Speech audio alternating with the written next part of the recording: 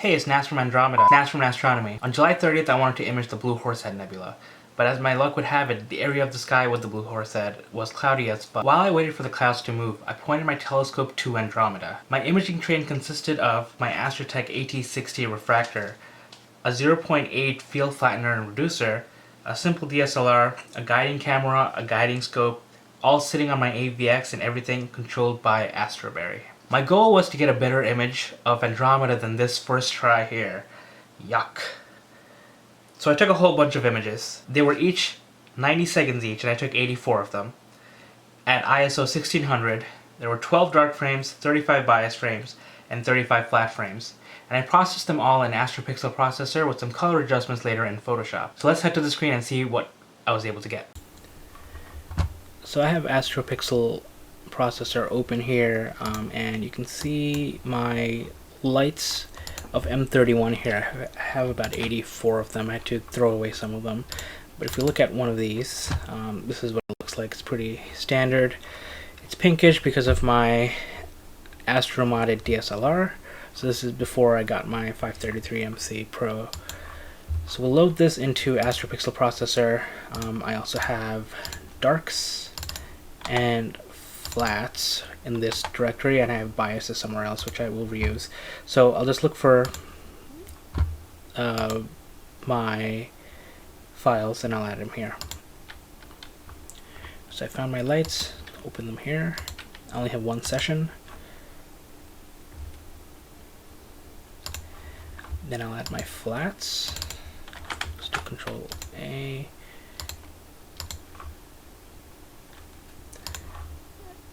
And my darks.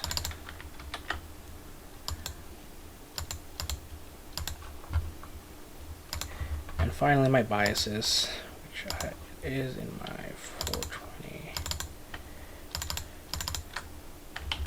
There we go.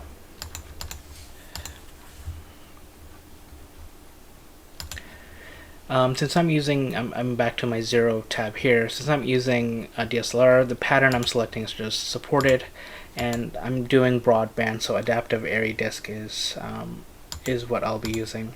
So once this is done, I'll just do Calibrate. I'll leave everything as default. Click Create Masters and assign to lights.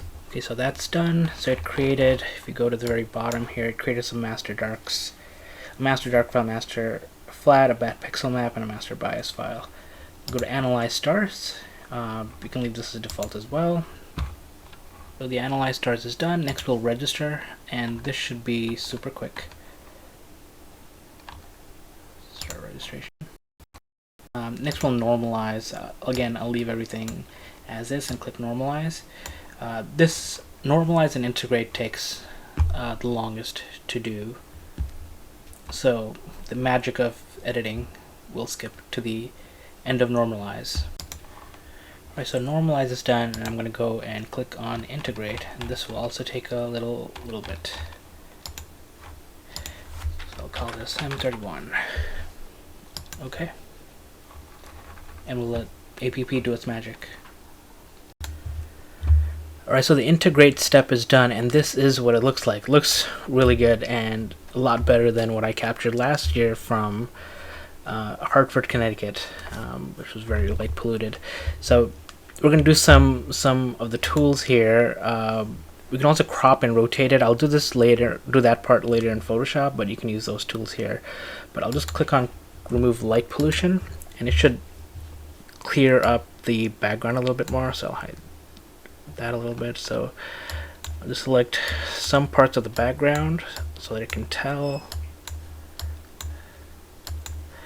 You don't need too many. Do Calculate. It looks pretty good.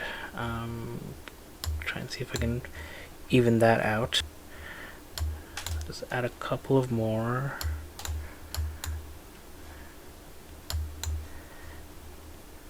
I think it looks pretty good. We can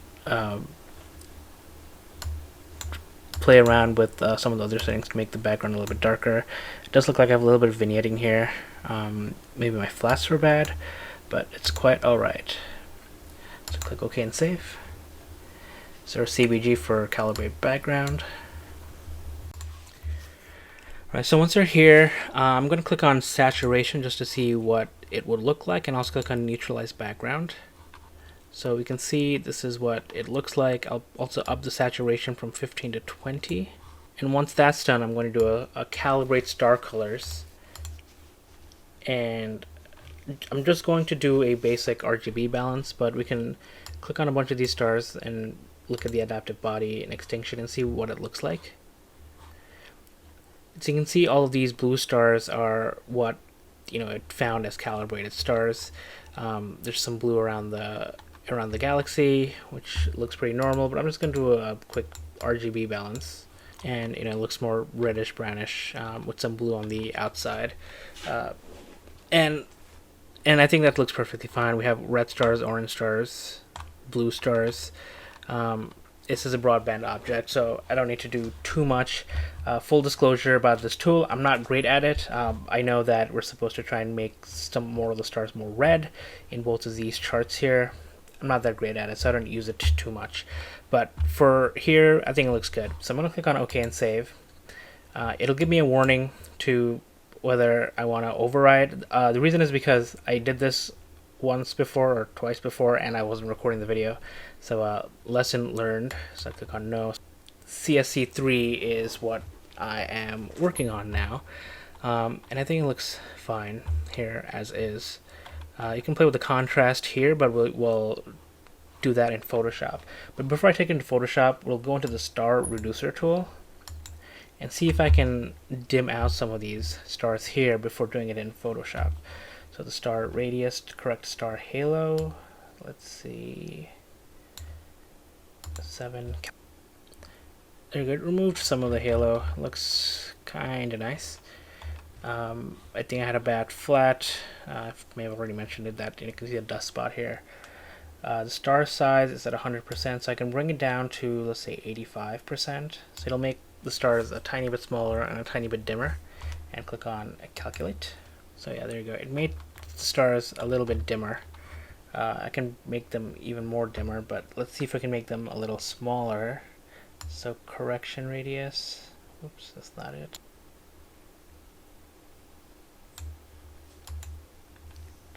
Bringing it down to 0.7 gave me a pretty big dimmage of a lot of the background stars, and the idea is to make the galaxy pop a little bit more, so it's good. So you can always click on show original reduced to switch back and forth. I'll click save, so SR is star reduction. Okay, and now I will click save. We will save it as a 16-bit TIFF, and we will take it to Photoshop. So I'm just going to do M31 V2. Again, it's because I've done this without recording. Hopefully I'm recording now. Click OK. And let it export, and we'll see this in Photoshop. Okay, so I have this open in Photoshop. Looks already pretty nice, I think. Don't have to do too many adjustments since this is just a regular RGB image. What I usually like doing is I'll unlock it and then duplicate it, so that if anything ever happens, I can always go back to my original layer 0 and start working on that. The first thing I'm going to do here is I'm going to crop it down a little bit. You'll see that, if I go back here, you'll see that there's some artifacts on the side here. In the corner it's more visible. That's from the stacking artifacts. I could have done this in AstroPixelProcessor as well, but since I was coming to Photoshop anyway, figured I'll just do it here. Keep that big star there.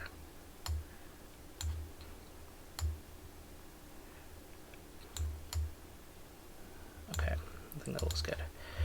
And I'll also rotate it, so I'll do image rotation, 180 degrees. This orientation looks a little bit more natural to me, but you can rotate it any way you like. You can keep it upside down. That's what you actually would see from the northern hemisphere if you're looking at Andromeda, looking downwards. So we have some like glow around, so we'll try and fix that. So the first thing I'm going to do is I'm going to click on filter and do camera raw filter. I'm going to try and mess with some of the colors here. There's also this really cool tool in the basic category called dehaze, which you can remove like some light pollution. You can see I can put it to 100, and you can see that the haze around the galaxy kind of disappears. It doesn't look the best, but it does clear up so much of it, and it looks pretty nice.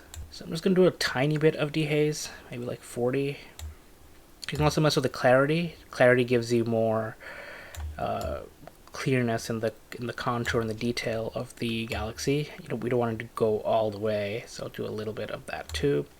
I won't mess with texture. Texture messes with the stars, so I'll leave that as blank. We can also mess with the contrast a little bit. Contrast brings out some of the differences in the whites and the darks here, so I'll do just a tiny bit. And we can click on this little eye here to see the differences back and forth. So you can see this is a little bit hazy. This looks a little bit clearer.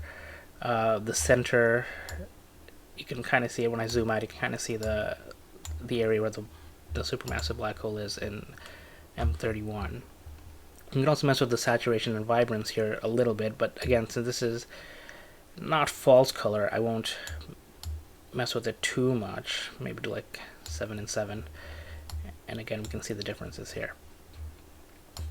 We can try and make some of the colors pop in the color mixer. So we have the HSL, so this is the hue, saturation, and luminance. We can do this in APP as well, but I'm really not good at it there. I normally use this tool for false color images, but we'll try this with this true color image as well. So if you look here, you can see there's like lots of like these green hazy stars. So if you go to the hue, or if you go to saturation, click on this little button here, and if you hover over the green, it'll show you what's being selected, and you can click and drag, and you can see that the green kind of just disappears into the background.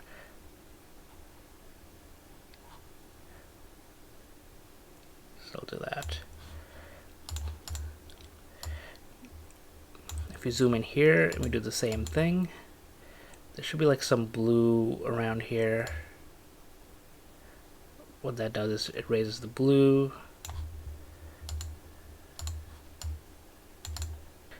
We can mess with the luminance a little bit. We can also mess with the saturation. The orange is going to be like here. The yellows are there too. You can change it all the way and see it change. So if you want a little bit of saturation on the yellow, a little bit on the orange, which gives some color to the dust spots there. I won't do it all the way. And there's also some reds, which will affect some of the reds, the stars. We'll do just a tiny bit there. I don't think there's anything purple. There's some purple around here. Okay. But I think if we turn the purple into the blue, go all the way here in the hue, and then we turn up the saturation on the purple, you'll see more blue around the galaxy. Of course, that's way too much. So I'll do this. Bring that down, and we can see, some natural blue at the edge of the galaxy. Not much on that side, mostly on this side. There we go. Okay, and then we can do the luminance here. It gives you some brightness. So if we do this, you'll see that the blue kind of starts to pop around here. Before that's too much, way too much.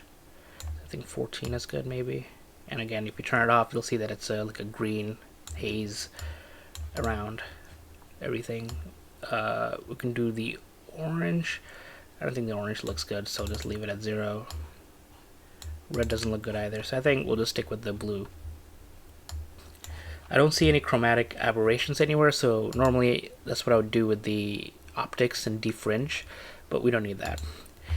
I use, for noise reduction, I use Topaz DeNoise, but if you don't have DeNoise, you can use the noise reduction built into Photoshop here in the Camera Raw tool, and I'll zoom in and show you that, the more you zoom in, the more like smooth things turn out. But I like what Topaz DeNoise does.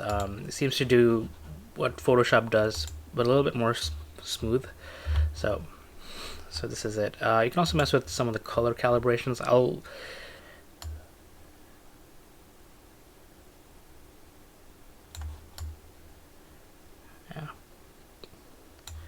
Yeah, it doesn't look bad at all. Like we see here before what it's done, we click on this and the hue, it changes it to a more neutral color. And I think this looks a little bit more natural. Okay, cool. You can also, of course, mess with the others, but you know, if you do it too much, it'll end up looking unnatural. So if I go back here, it kind of just undoes what the red shift did. Okay, that looks pretty nice. Won't mess with the saturation, and I'll leave the blue alone, I think. Yeah, blue's gonna be too much. Okay, so this is good. Click on OK. And there we go. So this is after camera raw filter, and we can look at the before, so before and after. So as I said, I'll use Topaz DeNoise. So if you don't have it, you can just stick to the camera raw filter denoise. But I like what Topaz Labs does, and once it's done, we'll see that you can see that it's much smoother, and you can see the most differences like here. You can see just makes it a lot smoother, and I usually just leave it on auto.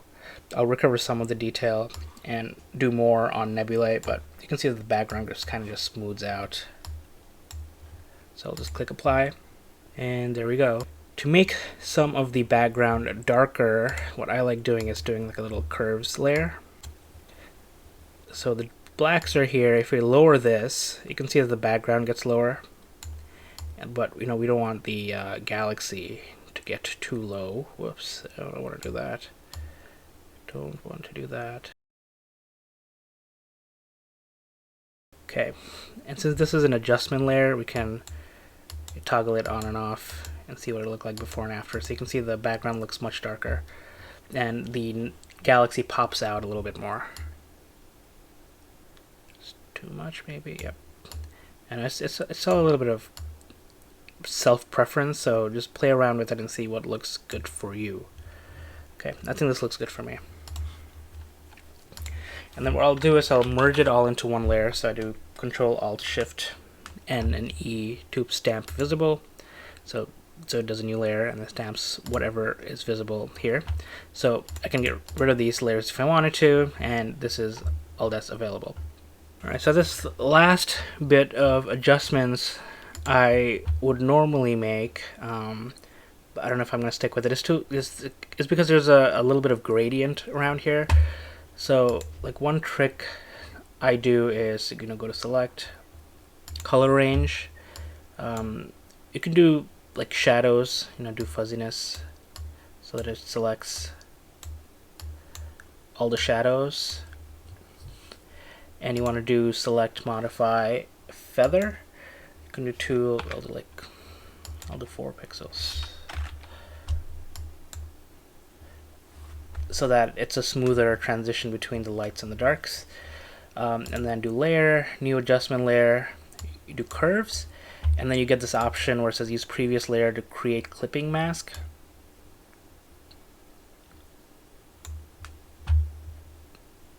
So you can see here that all it's selecting is the white parts, so it's selecting all the darks. So if you do Alt and then you click on it, it'll show you exactly what's being selected. So the white says what's being selected and the black says what's being ignored. You do Alt, click again, and it removes it. Okay, so oops, let's do this. Click on that, and then in the curves, you can adjust it a little bit more. It doesn't always look great, doesn't always look natural. So this is normal, and then if I go down, sure, the background gets darker, but yeah, I don't usually like how the edges look. I know some people have much better Photoshop skills than I do, so I'm gonna leave that alone. But I think the finished product looks pretty good. We can zoom in a little bit and see, you know, that it is pretty smooth. So I think I was very successful in getting a better Andromeda shot this time around, and I'm very happy with how it came out. And I hope you enjoyed the video, and it was somewhat helpful in showcasing how AstroPixelProcessor and Photoshop together can create amazing astro photos. I plan on doing some more of this with nebulae and other galaxies, and since I've captured this shot of Andromeda, I've upgraded to a dedicated AstroCam. So I'm going to be redoing everything I did with my DSLR with an AstroCam because it's cooled. I have a much better filter, and I'm really looking forward to comparing the OSC with my DSLR with pretty much everything I've taken already so far. So subscribe and come back to see those videos. And be sure to check out Naztronomy.com where I have most of my images. Until then, clear skies.